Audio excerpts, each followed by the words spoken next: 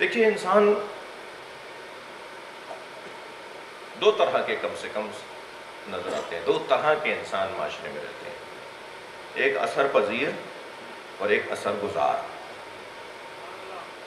ایک وہ انسان ہے جو سانچوں میں اور قالبوں میں اور قابوں میں ڈھل جاتا ہے، جیسے موم ہے، جیسے پانی ہے، جیسے فرض کیجئے ہوا ہے، یہ سانچوں میں ڈھل جاتی ہے۔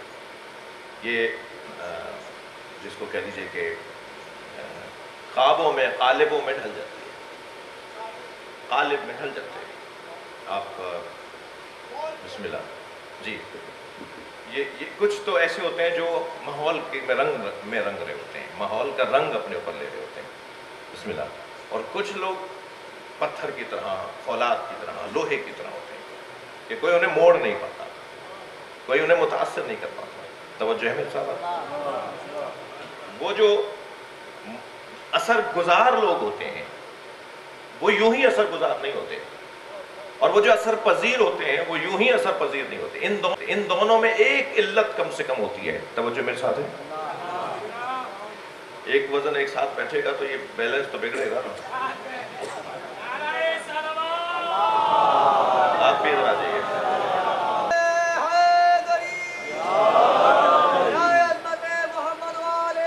مگر نہیں، یہ اہل علم ہے۔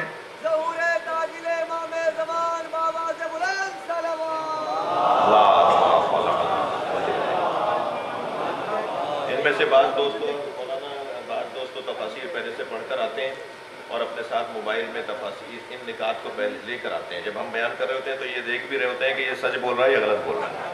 تو یہ میں ممنون ہوں ان کا کہ یہ ماحول، یہی ماحول چاہتے تھے ہم۔ ایک اور بلند صلوات پڑھیں۔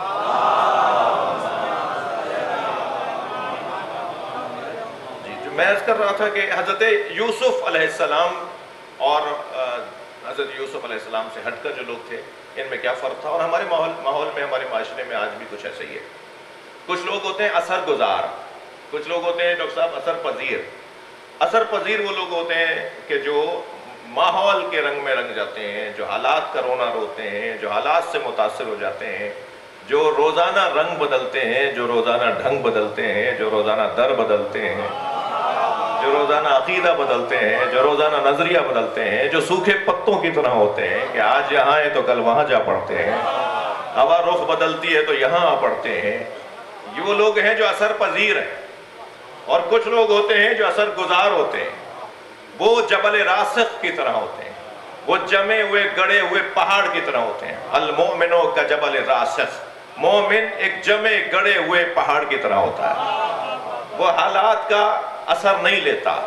یہ اثر ہم سب ایسے ہی ہیں، ہم جس چیز میں مضبوط ہیں اس میں اثر گزار ہیں، اور جس چیز میں ہم کمزور ہیں سوچ کے اعتبار سے اس میں اثر پذیر ہیں۔ ہم سب ایسے ہی ہیں، ہم سب ایسے ہی ہیں۔ یہ حضرت یوسف علیہ السلام اتنی مصیبتوں کے باوجود ایک 8 سال کا بچہ زندان میں ڈال دیا جائے، کیا استقامت ہے، کیا وقار ہے، کیا طمانینت ہے، کیا اطمینان ہے، کیا افعال اور کردار میں سکون ہے۔ اور پھر جاتے ہیں بازار میں اور پھر وہاں یہ ہوتا ہے، اور پھر جاتے ہیں آپ دربار میں اور پھر زندان میں۔ کوئی ایک لمحہ ایسا نہیں آ رہا حضرت یوسف کی زندگی میں جہاں یہ اثر پذیر ہو، ہر مرحلے میں اثر گزار رہے۔ بھائی ہمارے بچے پڑھنے گئے ہیں نا باہر، یہ واپس جب آتے ہیں تو توتلے ہو کے تو اردو بولتے ہیں۔ کیا ہوا بیٹا؟ وہ انگریزی بولتا ہوں نا میں۔ تو تم جو اتنے عرصے سے اردو بول رہے تھے وہ انگریزوں کو اردو سکھائی؟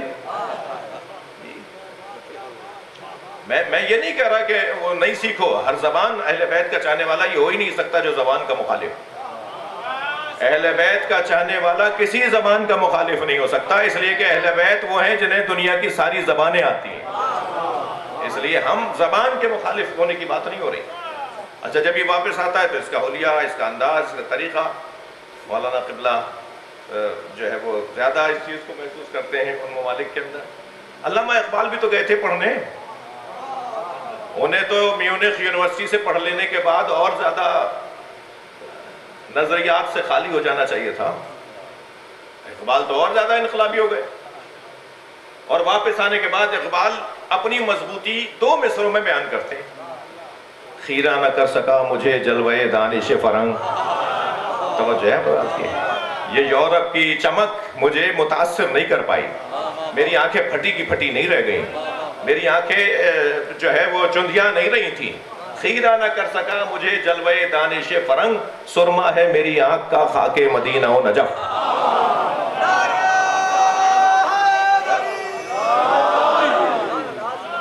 ہم ڈاکٹر صاحب اور یہ حقیر اور اقبال اظہر صاحب ہم علامہ اقبال کے گھر گئے تھے جی جرمنی میں میونخ میں دریائے نیکر کے کنارے. اور بتاؤں ان کا گھر جہاں وہ قیام پذیر رہے اور جس دریا کے کنارے بیٹھ کے انہوں نے کہتے ہیں کہ جاوید نامہ لکھا, کیونکہ اس پہ بھی بحث ہے اقبال شناسوں میں کہ انہوں نے یہ جاوید نامہ وہاں لکھا یا نہیں لکھا, لیکن ایک بڑی تعداد اقبال شناسوں نے بتایا کہ انہوں نے یہ وہاں بہرحال خطوط وہاں بہت لکھے اور بہت سارے کلام وہاں لکھے. تو وہاں بیٹھ کر ہم نے ایک مشاعرہ بھی کیا تھا, ان کے سال ثواب میں ایک مجلس بھی کی تھی جی.